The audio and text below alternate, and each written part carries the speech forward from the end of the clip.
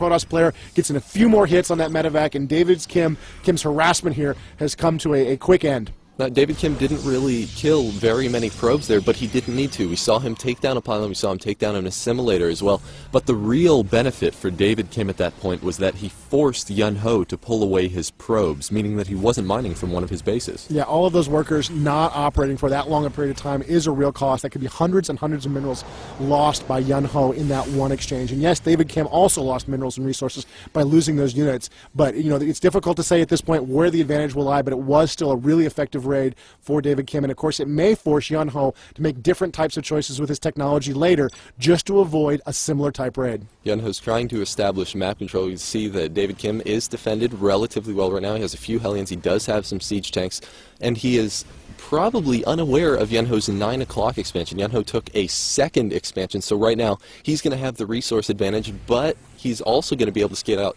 the front of David Kim's base so that he won't walk into a sure trap. Yeah, this is what he needs to see. He's got the observer in position, the siege tank shooting away the blink up into high ground. To pick off a single siege tank, but of course there's a cooldown on blink.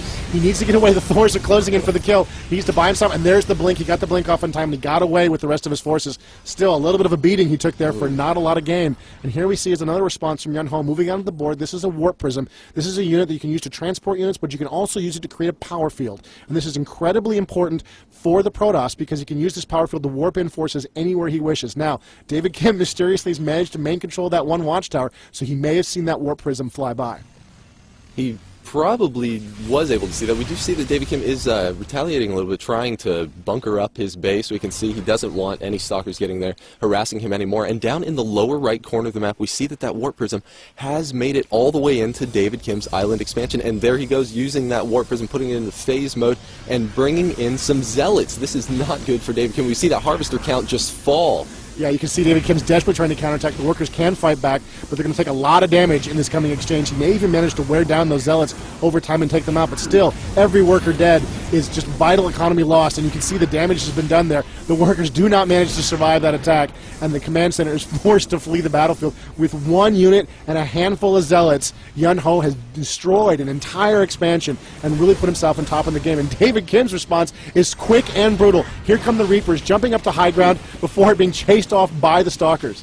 Yeah, Yun Ho's doing a great job of overall map control. We saw him put the pressure onto that island expansion, as well as defend his base from what could have been a very devastating raid. And we see Reapers moving through the watchtower area and pushing over into Yun Ho's 9 o'clock expansion. And here they go, looking like they could go for some cliff harass here. Oh, and we see, wow, stim on Reapers. That's going to deal absolutely massive damage, just jumping up onto the cliff as soon as the stalkers warp into play, and they're able to take down a stalker in just a matter of seconds. Yeah, and with no observers in the area, nothing you can use to see on the high ground. You can't blink to the high ground, you can't blink where you can't see, and so the Reapers are just dominating right now. They can get anything they can get at, they can destroy. They only manage to take out the one assimilator, and here comes an observer. This is exactly what the Protoss player needs to counter this new Terran threat. He's got to get the observer over here. This gives him vision up to the high ground. He can blink. David Kim doesn't like the look of it. He does manage to try to blink down and jump down and do some damage, but it's not enough, and the stalkers overwhelm the Reaper attack. Yeah, David Kim thought that he could jump off of the cliff, harass a little bit, and then jump back up, but little did he know that Yun Ho was already in position with an observer. Yeah, and just the jump down and the jump up cost him some very, very important time, but it looks like David Kim has got a huge force now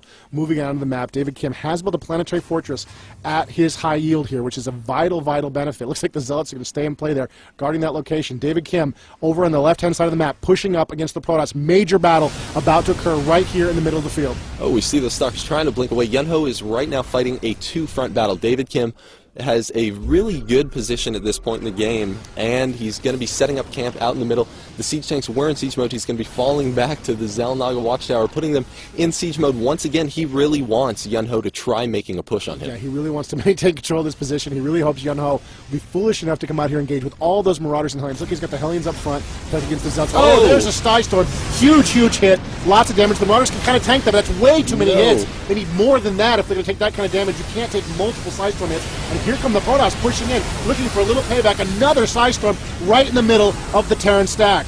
Not looking too good for David Kim. Some great placement on those side storms from Yunho, he really used his tech advantage to overwhelm David Kim's army. He has the perfect counter to any sort of low-tier army. That side storm really turned the tide of battle, and he had enough High Templar that he was able to just storm after storm after storm. And there's the Protoss charge. This is looking really great for the Protoss right now. They've got a huge advantage. They've got a massive amount of board control. They've got a much larger army, and they're moving onto the board. The Terrans, of course, got to have some kind of response here, and it looks like the Protoss are moving down to engage this planetary fortress. You can see they're trying to tear it out. The Terrans, meanwhile, are repairing it rapidly, even as they're side-storming the SCVs. Meanwhile, the Terran force moves up right behind this force. More side-storms as the Terran and Protoss battle it out over this planetary fortress.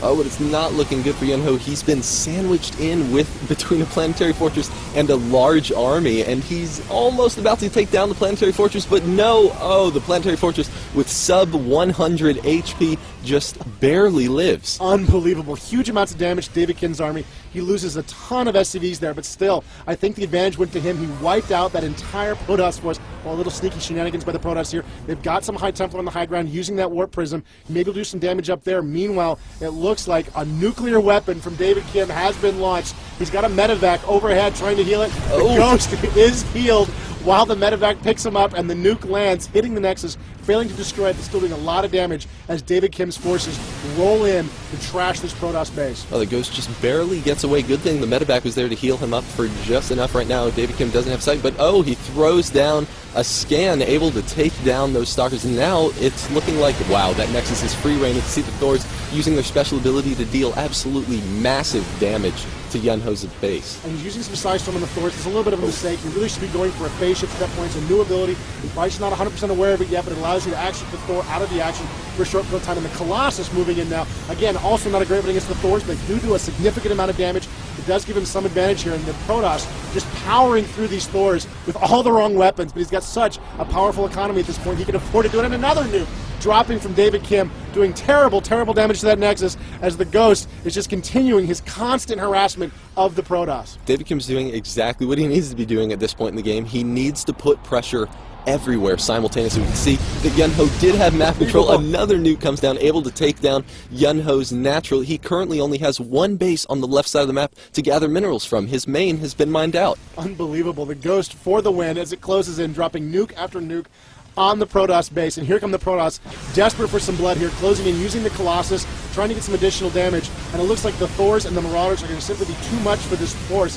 They're going to just power right through this Protoss force and just tear it to pieces. It's just far too many units for the Protoss force to deal with, and there's always the fact that those Marauders are very strong against any armored units, which both of those happen to be. And another nuke. Unbelievable. As the Protoss desperately try to rebuild this base, you can see the Warpin going on there, trying to power down this Ghost. Can they get this Ghost before the nuke falls? No! The nuke lands. The Ghost hops back into the medevac and makes good his escape as that one Ghost continues his relentless one-man army attack on the Protoss. David Kim and his addiction to terrible damage has really paid off this game. And you can see the Protoss are in a lot of trouble right now. They've got a lot of workers idle. There's not a lot they can do. The Terrans are in control of the board right now. They're trashing any attempt by the Protoss to get in their Nexus in the field. And he's got a nuke coming down right in exactly the right place. He wants to get the battle to fight here. The Protoss player may not have noticed the little tiny red dot. No, he has seen it, and it looks like he's going to back away. A nuke wasted, but still, it's bought the Terran player a little bit of time to try to get in position. He uses stim on his Marauders, and he's closing in for the kill. This is not the right unit mix for the Protoss right now. The Colossus can do okay against those Marauders, but still, the Marauders do a lot of damage against the Stalkers, and the Thor is very effective as well. There have just been a few Zealots in there to distract those Marauders and the Thor for just a few seconds longer. The tide of battle really could have changed, but right now, Yunho is having a lot of trouble keeping up anywhere on the map. He has been hit repeatedly, again and again, and right now he's even been forced to remote mine from his natural expansion. He's really just trying to hold out at this point for as long as he can to see what he can do to keep back in this game. There are some tech choices that might get him back in the game. He might be able to get some Dark Templars out to really get him back in the game, but he's in a little bit of trouble right now. And there's the GG. He decided he's not going to get to that tech advantage. He knows David Kim has outplayed him, and it looks like another win, unbelievably, for David Kim. A fantastic match between these two players. I love nukes. Yeah, absolutely. What a great game. Thank you for joining us for this StarCraft 2 Battle Report.